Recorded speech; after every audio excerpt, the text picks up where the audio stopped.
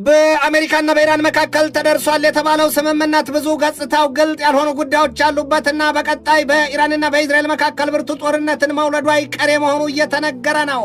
የአሜሪካው ፕሬዚደንት ዶናልድ ትራምፕ ደግሞ ከኢራን ጦርነት ጋር በተያያዘ አስቸኳይ የ88 ቢሊዮን ዶላር ጥያቄ ለኮንግረሱ ማቅረባቸው ተሰምቷል።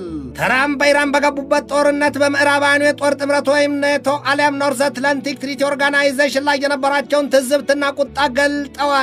ይህንኑ ርዕሰ ጉዳይ በዓለም አቀፉ ትንታኔ ዘገባችንም መርጠን ተመልክተነዋል። ከትንታኔ ዘገባው ጋር ትዕግስቱ በቀለ ነኝ።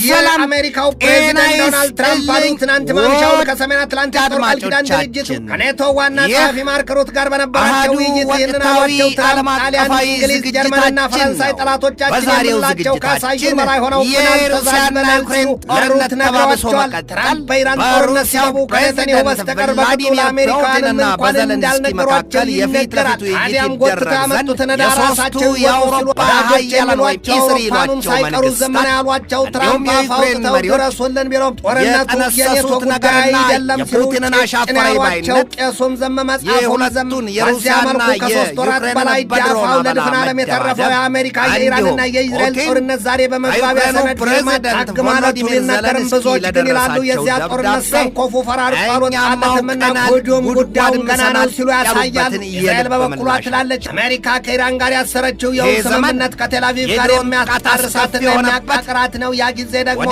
አይደለም ሰባት ሀገራት መሪዎች የእስራኤሉ የባህልና ስፖርት ሚኒስትር ሚኪ ዛር ናቸው ይህንን ያሉት። ያስጠነቀቁት ዋሽንግተንና ታይላንድ ደርሰንበት ያሉት ስምምነት የኢራንን የኒውክሌር ዳፋ የሚፈታ አይደለም። የድሮን አበላ ወደ ጦርነት መመለሳችን የማይቀርና የነዳጅ ዘይት የመሰረተ ልማቶች አሜሪካ ከእስራኤል ጋር ከማትግባባበትና ከማትፈታው የኒውክሌር ጥቃት ውስጥ ትገባለች ሲሉ ነው ደግመውና ደጋግመው ያስጠነቀቁት ሲል የአናዶሉ ዘገባ በስፋት ተነትኗል። የሩሲያው ፕሬዚደንት ቭላዲሚር ፑቲን ተደርሷል የተባለው ፈርተዋል። ያውም የገዛ ጦር ኃይላቸውን የኢራንን የባላስቲክ ሚሳይል ቢሉ የዩራኒየም ማብላላት የፈራረሰቿን የቀድሞውን የሶቪየት ህብረትን መልሶ ለመገንባት እቅድ ይዘዋል ሲሉ ዘለንስኪ መወንጀላቸውን ተማምላ የነበረው ሁሉም ነገር ኮሪያ የቡድን 7 አባል ሀገራቱ የኒውክሌር ጦር መሳሪያ ለአህያ ማራይ ጥማት የሚሏላበው ወዲህም እስራኤል አቅዳው የነበረው አሜሪካ ኢራንን እያኘች ሌሎች ከመድሪቱ የተለያዩ ጥልላት እስራኤል በሊባኖስ የህዝቦላን አንጃ ከስሩ ነቅሎ ለመጣል አስልታው የነበረው ቀመር በጅምሩና በመቅረቱ ነገር የበላን ያብላለዋል የለበሰን ይበርደዋልን አድርጓታል።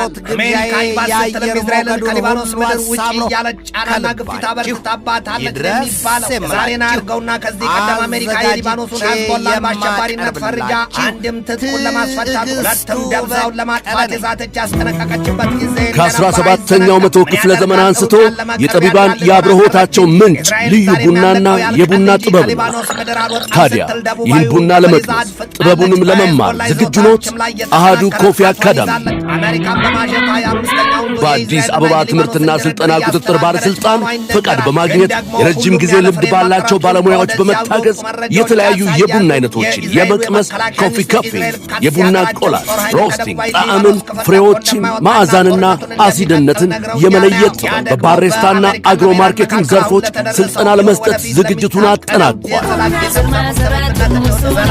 የቡና ጥራትን ለመጠበቅ የቡና አፍቃሪዎች የተለያዩ ጣዕሞችን ለማወቅ እንዲሁም አምራቾች ምርቶቻቸውን ለማሻሻል እንዲችሉ የሚረዳውን ይህንን ስልጠና በአሃዱ ኮፊ አካዳሚ በመሰልጠን ብቁ ባለሙያ ይሁኑ። የስልጠና ቦታው በቦሌ ጃፓን ኤምባሲ ናይል ሶርስ ሕንፃ 3ኛ ወለል። ለበለጠ መረጃ በስልክ ቁጥር በ0961 88 82 22 ይደውሉልን። አሃዱ ኮፊ አካዳሚ በመካከለኛው ምስራቅ ቀጠና ካውላታ ቆጣሪ ቢለው ጠቅላላ ለመያዝ ገበንዳላት መናገሩ አይዘለው ሮሚስላንድ ግሬተር ኢዝራኤል አለም ባልዘፈንሽ ከዘፈንሽን ባላፈርሽሉ እስራኤል ቀደምቱ አርበኛ ቴዎዶር አሜሪካና ኢዝራኤል የጣምራ ጦርነት የተፋጠጡባት ፋርሳዊቱ ሀገር ኢራን አውሮፓውያኑ የካቲት 28 2026 ቅዳሜ ቀረፋድ ጀምሮ ስትከራከር መልሳ ስታጠቃ ወድምባትን ስታወድምን ከሁለት ወር በላይ የዘለቀውን የዓለምን ባለግዙፍ ወታደራዊ ጡንቻ ሀገራቱን ዛቻና ፉከራ ነገር ግን ኢዝራኤል አሁኑ ይዘቷ በጥልቀት ስትቃኝ ከተጠቀሱት ሀገራትና ስፍራዎች በጋዛ ሰርጥ መግሯ ተሰቅሏል። በሊባኖስም አልጸናም እንጂ እግሯ ገብቷል። እዚህ ጋር ታዲያ የኢዝራኤል የመከላከያ ሚኒስትር ኢዝራኤል ካትዝ ራሹንም አፈርጦላ ሄዳ አሳብ ሊባኖስ ምድር አይወጣም ማለታቸው አሁን በዚህ ሂደት አሜሪካ ደፍራና ቆርጣ ኢዝራኤልን ከሊባኖስ ምድር የቲፒኤም የዛሬ ማለዳ ከኢራን ጋር ተቃቅራ ወደ ዳግም ጦርነት እስራኤላውያን ሙሉ በሙሉ በትራምፕ ላይ ተነሱባቸው። የኢዝራኤል ወዳጅና አጋር አባር ሀገር የአሜሪካው ፕሬዚዳንት ዶናልድ ትራምፕ አሜሪካ ከሌለች አብሶም እኔ ፕሬዚዳንት ያደረጉት እስራኤል ይሏት ሀገር አትኖርም ነበር እያሉ ሲመጻደቁ የነበሩት የቪስ ፕሬዚዳንት ወይም የሰላም ዋስጥማው ፕሬዚዳንት ዶናልድ ትራምፕ የስልጣን ዘመናቸው እየተገባደደ መሆኑንም ማሰብ ያስፈልጋል። እሳቸው እንደፎከሩት ሕገ መንግሥቱን አሻሽለውና ቀይረውም ቢሆን በድጋሚ ካልተመረጡ በስተቀር ያም ቢሆን ትራምፕ አሁኑ የኢራን ፈተና ተፈትነው ከማለፊያ ነጥቡን ማምጣት አልቻሉምና ምን ይለው ብለው ያዋቸውን መሳፍርት የላቸውም። ካባ ይገባ ድንጋይ አሊያም ከእጅ አይሻል ዶማ ይሉትን ያስታውሳል። ኢዝራኤል በሊባኖስ የአየር ጥቃቷ ቀጥሏል። ትናንትናም በደቡባዊ ሊባኖስ የምትገኘውን የክፋር ሩማን ከተማና አካባቢዋን የእሳት ዶፋን ስትደፋባት ማደሯ የኢዝራኤልን በሌሊቱ የኢዝራኤል የአየር ጥቃት ስለደረሰው ሞትና ውድመት ይህንን ዘገባ እስካጠናቀርሁበት ጊዜ ድረስ የወጣ መረጃ አሜሪካና በኢራን መካከል ተደርሷል የተባለው ስምምነት የሚሆን በርቀት ተፈርሟል የተባለው አሊያም ምላሽ ማስጠንቀቂያ የማቢያው ስምምነት የሀገራቱን ልብ የማዕበል ጀልባን አሊያም የውሃ ላይ ኩበት ይሉትን ያደረገ ጉዳይ እንጂ የሚያስተማምን አንዳች ነገር የለውም። የአሜሪካው ፕሬዚደንት ዶናልድ አንዳንዴ ሰው መሳይ በሸንጎን ያደርጋቸዋል። የሰውየው ባህሪ ከጠንካራና ለሀያል ሀገር መሪ የማይጠበቁ አወዛጋቢና እውነት የማይመስሉ እርስ በርሳቸው የሚጣረሱ መግለጫዎች የሰጡበትም ስማቸው በመመለስ ኢራንን ዛሬ ሌሊቱን ደብዛዋን አጠፋዋለሁ ያሉበትን ንግግራቸውና የጀርመኑ መራሄ መንግሥት ፍሬድሪክ ሜርዝም አሜሪካኑ በኢራን ተበልጠዋል፣ ኢራናውያኑ ብልጦች ናቸው ያሉበትን ጊዜ ማስታወስ የዚያ የሜርዝ ንግግር ትክትክ ፍላስ ሰይቷቸው በጀርመን ምድር የሚኖሩ 5,000 ወታደሮቻቸውን ከጀርመን ማስወጣታቸው ከትልቅ ሰው ቤት ትልቅ ጉዳለ